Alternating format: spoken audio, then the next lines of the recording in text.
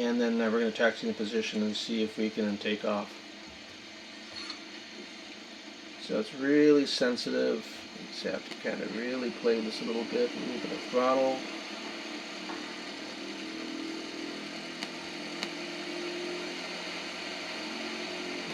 Throttle, there you go. Unfortunately, one of your wheels crossed out of the taxiway.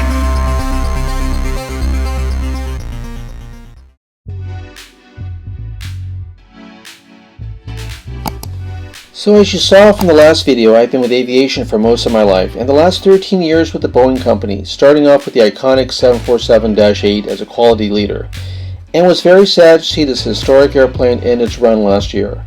After the 747, I then moved on to the 777 line and eventually led a quality team on the new 777X with its trademark folding wingtips, and which is now the new wide-body flagship for Boeing.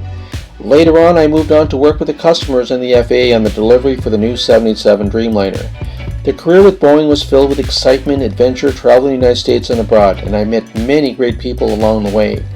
Now I hope to continue my aviation journey where it all began, flying a small plane as a commercial pilot. It's not going to be easy, but it will be another adventure, and I look forward to reviewing planes someday and filming great locations from the air. So thanks for joining me on this great trip.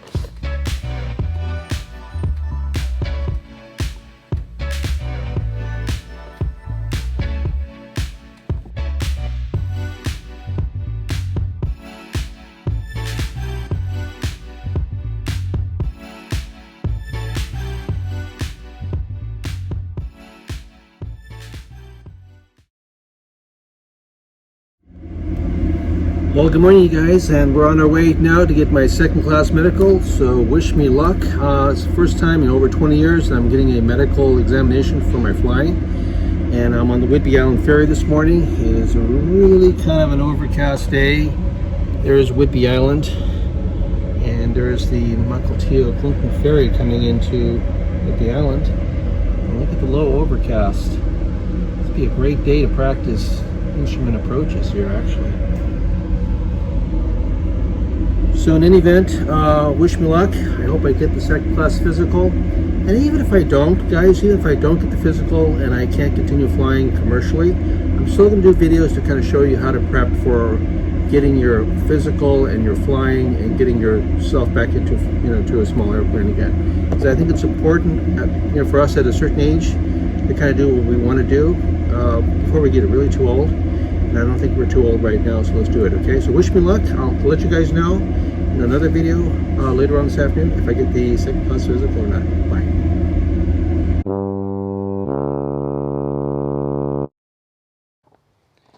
Well, you guys, as luck would have it, there's always going to be bumps getting back to the currency that we're all trying to obtain. And the other thing that I had to do was fill out the FAA medical examination application. And that is a form that I'm going to show you here, guys, in a few more minutes. Now everything's online. So I had a good conversation with the flight surgeon yesterday, Dr. Frankie. He's a great guy. Highly recommend him. I'm going to put his link down in the description down below. And he basically said to me, yeah, man, 15 years ago, everything went online. There's no more paper. He's shredding all of his documents that he had from years ago. And so here we sit. It's all online now. So I'm going to give you the information that you need to do in order to get your medical exam, so you can get your class medical, your second class or your third class medical. Because that's the first step that we have to do, besides getting a flight school, in order to get ourselves back into a little airplane like this wonderful little Cessna 152 that's here at the beautiful Whidbey Air Park here on Whidbey Island. Look at this cool little airplane. This happens to be a really old one. It's probably in like a 1950s model of a Cessna 150. It's the original trainer. They've been building these airplanes for absolutely forever. And this is just a perfect example of a little Cessna 150. Beautiful yellow and white airplane. Very nice. It's probably trained hundreds of thousands of pilots that are flying around the world right now, in all different countries. The Cessna 150 and the 172 and the Piper line, the Warriors and the Archers and the Arrows, those are like the perfect little trainer airplanes for all of us from the very beginning. And the Cessna 150 kind of embodies all that. So in order to get the medical application filled out, you still need to get an account with the FAA MedExpress. And this is the request account page. You got to fill out this information here with your email address and some security questions. And then you go to the next step and actually fill out the application once they give you confirmation in your actual email. After you put the passwords in, the security questions, and all of the other stuff, and you read the terms and agreement very carefully, now you can start your new application and get yourself ready for your medical examination. So guys, this is Form 8500-8. It is the official FAA MedExpress medical application form. There's a lot of steps involved, from general all the way through declarations. Take your time. It'll take about 15 minutes to fill this out. Very important. Don't make my mistake by going to the examiner without this thing filled out. It'll be a big waste of time and his time as well. Okay, you guys, so after about 2 hours filling this form out, I'm finally finished. Now, this is the actual FAA MedExpress application that you have to fill out. It's about 8 pages, and you print out the completed application and you bring this with you to your FAA medical examiner. Your confirmation number is right there on top. One thing that I would highly advise is that you have to show 3 years of medical appointments, procedures, surgeries, it could be anything, physicals, COVID tests. Luckily for me, I have something called My Chart that my wife and I set up, and it gives me all of the medical procedures and appointments that I've had for the last umpteen years. So I was able to get that rather quickly, but it is time consuming. You got to put the address in there, the doctor's name, the visits, all that stuff. So take your time to do this. I knew there was going to be some bumps in the road. Try to get this back into my currency. So this will probably be the same for you. It might be easier, it might be harder, but in any event, this is what the process is to get your medical certificate, Class 2 or Class 3. Thanks. So this is the Cessna 150 that we'll be flying in Microsoft Flight Simulator to practice our maneuvers and our stalls and steep turns and takeoffs and landings. The airplane that's in the simulator looks almost identical to this one, but this is the real airplane, of course. And it's 4-cylinder, I think it's like a 160 horsepower engine, and it has strutted wings, of course. And but it's the basic trainer to kind of get our bearings together again. I have no ego at all in terms of, I used to fly King Airs and turboprops, but now I'm back to a 150. It's okay, because I'm learning how to practice my scan, learn all the different markings on the airport. Phraseology is all different. I'm going to show you guys some different aspects of sites that we need to be aware of. FAA has a site now called From the Flight Deck that will give you different descriptions of airports around the country, ones that are really difficult to land into, and also what's new in terms of phraseology, markings on the field, things that you have to say as part of your checklist items, a lot of different things. So this is part 2. I hope you guys are enjoying the video so far, and now we're going to do a little bit of flight simulator training and kind of do some maneuvers in the Cessna 150 online. Alright, you guys, so this is Microsoft Flight Simulator 2020. This is not the newest version. The newest version is, of course, now 22 or 23, and you can update this 2020 version to the newer model if you want to. But for our sake right now, I just want to kind of give you a little bit of an overview what Microsoft Flight Simulator 2020 is all about. So it gives you all these different options. And if you look at the graphics, I don't know if you're familiar with the flight simulators from Microsoft or from Xbox or from the other companies in the past, but the graphics have changed dramatically, and there's all sorts of beautiful views from all over the world. You got the pyramids here, mountains, Mount Everest, these different airplane kind of types that you can use. Challenging runways. Once we get a little bit better with our training and our skills, we'll be able to, you can navigate to different locations and fly different approaches and such. But what we're looking for right now is the flight training box. So I've been playing with this for the last couple of days, and I have a problem right now with my simulator. It's 20 years old, but they still sell this model. It is a CH flight sim, and it's a decent sim. It's got a little throttle. It's got levers for gear, for flaps, and a little toggle switch, and different things like that you can program.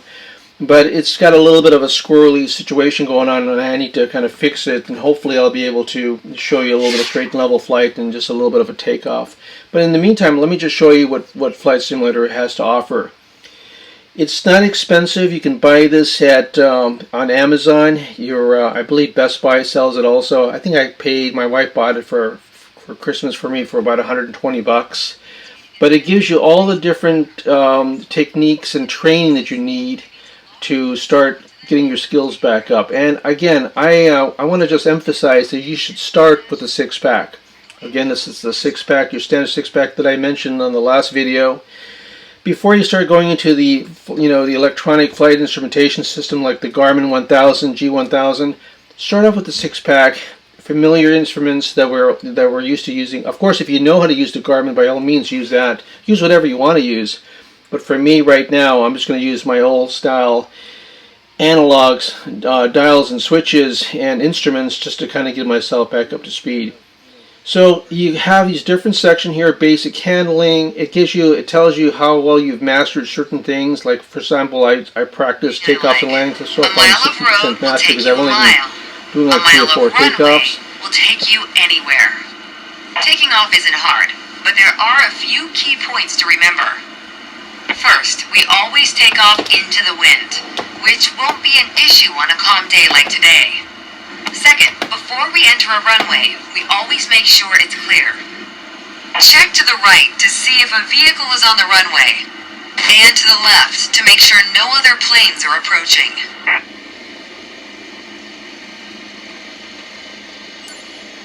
Everything looks good, no cross traffic. Go ahead and taxi into position. Now slowly taxi onto the runway and align the plane with the center line. Then stop your plane just after the number 21.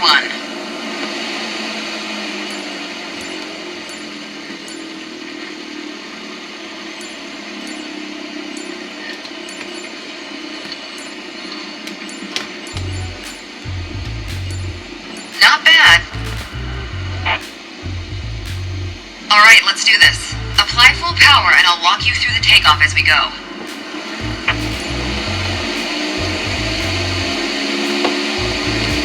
Use your rudders to stay on the center line and keep pushing power until you reach 55 knots.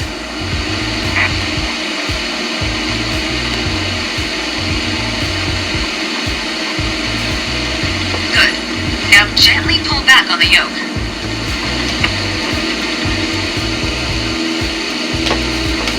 And we're airborne.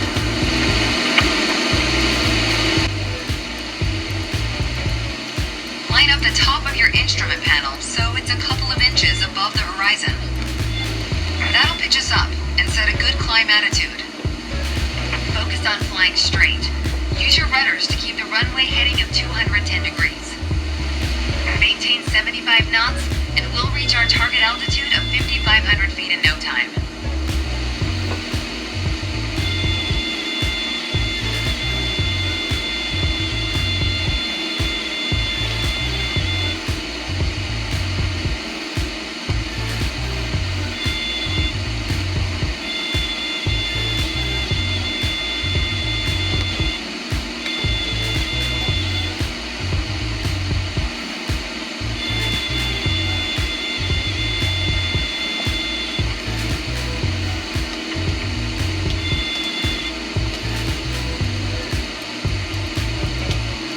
Maintain 75 knots and climb to 5,500 feet.